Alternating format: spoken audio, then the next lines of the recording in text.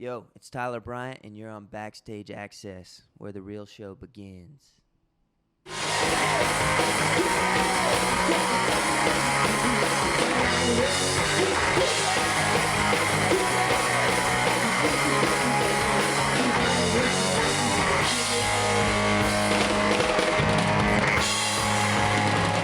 BackstageAxxess.com. We're here in Lewiston, New York. Artpark is where we were at, and the first show of the season, and the first band of the season is Tyler Bryant and the Shakedown. Yo. From Nashville, right off the bus. Yeah. How was the trip in? It was nice, man. It was we stayed in Erie, Pennsylvania last night and got some rest and stopped and hung out with some buddies in Cleveland. Okay. So this is just a one-off show for us, but we couldn't turn down the opportunity to play with Billy Idol. The man, the myth, the legend himself, Billy Idol, is going to be taking the stage after Tyler Bryant and the Shakedown. Earlier this year, Wild Child, your first full-length studio CD was released, and which I found to be very interesting since it's your first release. You actually went analog. You went old school with this. Yeah. Why, to do such a kind of out of the realm for your first release to do something like that? I mean, all of our favorite records were recorded that way, so we didn't. And, we've tried a lot of different ways of recording.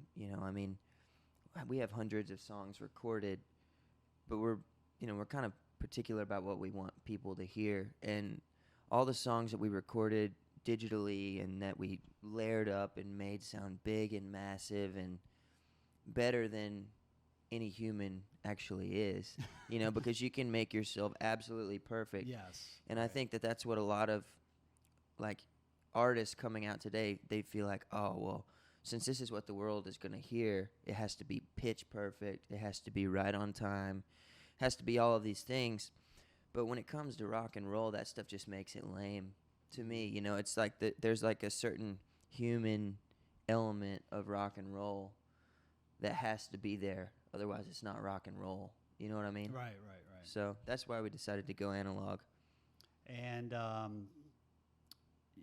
I don't know if the people out there have ever seen you play. I saw you a couple years ago open up for Jeff Beck, and one of the all-time greats, if not one of the best guitarists that ever lived. He's the man. And how did you get involved? How did you get hooked up with Jeff, and how did you get to open up for him? Man, it's wild. We were rehearsing in Nashville one day, and my manager came to the rehearsal and said, "Hey, come outside. Jeff Beck wants you to tour with him acoustically." I was like, oh my God, I better go get an acoustic guitar. And, because that's something that I normally didn't do, was play acoustic, but he didn't want a full band opening up, wearing out the ears before, because it's hard enough to keep I think he's the only guy who can keep an audience's attention for like 2 hours playing instrumental music. Because he plays so many different styles. Yeah, it's totally unbelievable. But I think it all started with a video on YouTube, So it's the age we're living in. It's cool. And then you actually play with Jeff too. That's just had to be lots a of thrill. times. Absolutely. I mean, the first time I was at catering eating lunch one day, and I think Jeff's tour manager came up to me and said, "Hey, Jeff wants to talk to you in his dressing room." And we hadn't really talked much. I was just trying to stay out of the way. Good show, Jeff.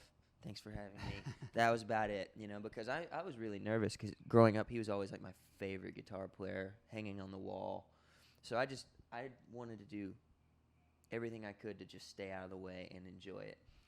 And he called me to his green room, and I thought, I'm in trouble. Like, I've been like going at it too hard. And he said, how would you like to jam with me tomorrow night?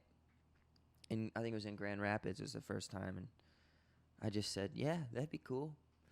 Just completely dying inside. And I walked out to the van because I was just following the tour bus in our van, and I laid down on the floor and just started screaming at the top of my lungs. And I stayed up all night practicing. He was probably like, I hear some pitch coming from somewhere. I know, yeah. And he had me up to jam with him every night for the rest of the tour, and then I went back on tour with him. We did Canada, and I jammed with him every night on that too. So that's good times. Amazing. And let's get back to your album, Last One Leaving. You had a video that was just recently released. Tell us about the video. And yeah, it's basically like, it's kind of a weird concept. I have to try to remember it. I haven't watched it since we did it. It's like we don't sit around watching ourselves. But we wanted to make a video that wasn't like too on the nose, because we sent it out to a few different guys, and we got a lot of the same treatment back of like band pulls up to a bar and an old Cadillac and hot girl in there and fist fight, and that was like what we wanted to stay away from. So we ended up going with like a haunted house vibe, and like it's like my ex-lover who's trying to kill me, so I'll like move on, or I don't know. I mean, it could be interpreted a lot of different ways actually. So. And tell the fans out there about your band, and in case anybody didn't know, Graham Whitford, who's Brad Whitford of Aerosmith's son, who's a fantastic guitarist in his own right. I saw him actually play with the Experienced Hendrix. You saw Graham? Yeah. Yeah. Amazing. And tell us about how you got Graham and the rest of the band involved. It's funny, man. Shakedown. Yeah. I moved to Nashville at 17. Okay. And for the first 6 months, I was just like dying to make friends. I didn't have any friends in Nashville, and I was calling around looking for a drummer. I wanted someone I could jam with, and I had a mutual friend with this kid, Caleb Crosby, and they set us up, and we jammed, and I was like, let's start a band. And so we did. We played our first show like a week later and started doing gigs, and I was up in New York. Caleb was with me. I did a radio interview at Sirius Radio, and this photographer, the guy from Rock Prophecies, Robert Knight, brought this kid in, long hair, guitar on his back, and said, "Tyler, this kid's in Aerosmith." And I was like, "No, he's not." Like, I know it. Like, no, he's not. And he was just, he was hyping him up and said, like, this is a kid that's going to put you out of a job, because Graham's, like, he's a great, freak. Yeah. And so I didn't like Graham immediately. And we were like, man, who's this kid coming into our thing with his guitar? And then I saw him play he was in that Guitar Center competition, the King of the Blues thing that they did. Yep. And he was one of the finalists, and I went and sat in with that guy, Joe Bonamassa. Yep. Well, everybody knows who Joe Bonamassa is. I did. Yeah. I got to do a song with him and Hubert Sumlin, and so that was the only reason I was at that event. And Graham was playing that night, and I heard him play, and I was like, wait, that's the kid from New York. And so I asked him to join the band, and he just enrolled in Berklee School of Music, and convinced him that it was a good idea to drop out and move to Nashville. Drop out of the best schooling possible to join up in the Shakedown. Like, amazing band. And then we found Noah Denny in Nashville, the bassist, who he and Caleb had gone to college together, both as drummers. And Noah has only been playing the bass for a few years, but he just kind of had the right attitude. So. And you guys got a '70s vibe attitude. I mean, it's like cool. you were put in a different era. It's like with the analog and listening to your songs. Obviously, you like a lot of the old time, like Clapton, obviously. Yeah. And a lot of Tom Petty and a lot of those guys. Oh yeah, Tom Petty's my favorite. It's like we pull a lot from that kind of stuff. We just like the honesty in that era. I mean, we're not really trying to be like a '70s band or like a retro band, but it's cool, I think, to pull from your influences and try to do something new with it. Because a lot of like my peers and kids from our generation haven't heard a lot of that music, and so it's cool when people kind of find that style for the first time. So true. And tell everybody out there about Rock Prophecies. If probably that's when they're watching this, like, oh yeah, I know the guy from Rock. That's him. Yeah, man. So how'd you get involved with that? And that really kind of set you, put you. Yeah, it helped out a lot. Yeah. I was 15 years old, maybe I was 14 or 15. Yeah, and I got the opportunity to play on a side stage at Eric Clapton's Crossroads Festival, and this photographer was there named Robert Knight. Yep. Crazy little beret, like iconic rock and roll photographer. And he said, "I want to put you in this documentary," and I thought he was nuts. But he ended up being, turning out to be a really good friend to me, and put me in this film kind of as like a new guy who was going to carry the torch. And it opened up a lot of doors, and he really inspired me to move to Nashville.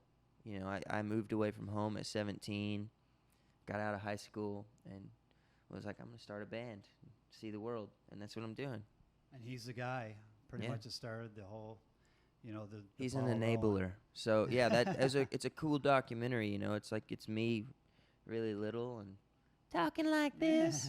So, And tell us about the drums. You little dabble in that as well. You're Yeah. multi-talented. Yeah, I don't know about that. I like to bang on things and make loud noises, but I used to have a drum kit when I was a kid, and you know I'd bang around, but it's hard to play drums around Caleb, you know, because he's just so good. So. But you incorporate that as kind of a fun thing to do in your set a little Yeah, well, bit, right? the cool thing about Caleb as a drummer is he's one of the very few like drumming frontmen. You know, I mean, he's just such a showman. You know, so like I'll look back there and he's not behind the kit anymore, but he's still, you know, he's still playing, and he'll be like side stage with a drum like going nuts or something. So it's fun to watch in the band. You know, I never really know what's coming, you know, because everyone is such an amazing player that they all kind of do their own thing. But I mean, it kind of works together as a group. But it's just a lot of fun, man.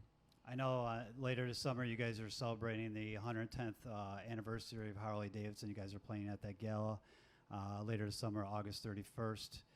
What else you guys got going on besides that? I think you said you got a tour that you guys are doing some. Yeah, dates we're later. doing a lot of touring right now. We're kind of Okay. doing some West Coast stuff. You know, I'm not really sure, honestly. I just kind of roll along with it, but I've been seeing lots of dates pop up on the calendar. So any TV appearances, anything else going on? Anything else so you could tell the fans? Man, I don't know. You know, we've kind of been going through one of those like transition periods where it's like, you know, everything goes great for a while, and it's like this with everything in life. It's like you'll be going really strong, and then all of a sudden you're like, wait, what am I doing? I should be pointing this direction. I should be doing this. And we got to the end of the road, and we're going, wait a second, we need to be pointing this direction. So we've kind of been changing up some team members behind the scenes, Okay. and we just got a brand new manager, which we're really excited about, and you know, lots of exciting things on the horizon. We're working on a lot of new songs. We're actually working on a new album. Which Again, okay. I know it sounds crazy because we just released our album in Right. January, but I've just, you know, I've been writing so many new songs. We've been off the road for like 2 weeks and just been writing every day and recording, and so I want to find time to go in the studio and record those. I mean, who knows what'll happen? I don't know whether we're gonna release new music. I know we're gonna continue to tour Wild Child and continue building that up. So because I have a lot of belief in that record, and yeah, I don't know, man. We're just gonna play rock and roll as much as we can, really. Pick up Wild Child. It's out in your record stores, or go to iTunes and download it if you have to do that. We appreciate Tyler Bryant and the Shakedown for talking to us at Backstage Access, and go to the website. Yeah, You wanna- it's TylerBryantMusic.com. Hit us up, Facebook, Twitter, whatever your Yeah. thing is. check them out on the road when they're hitting your town. You don't want to miss it.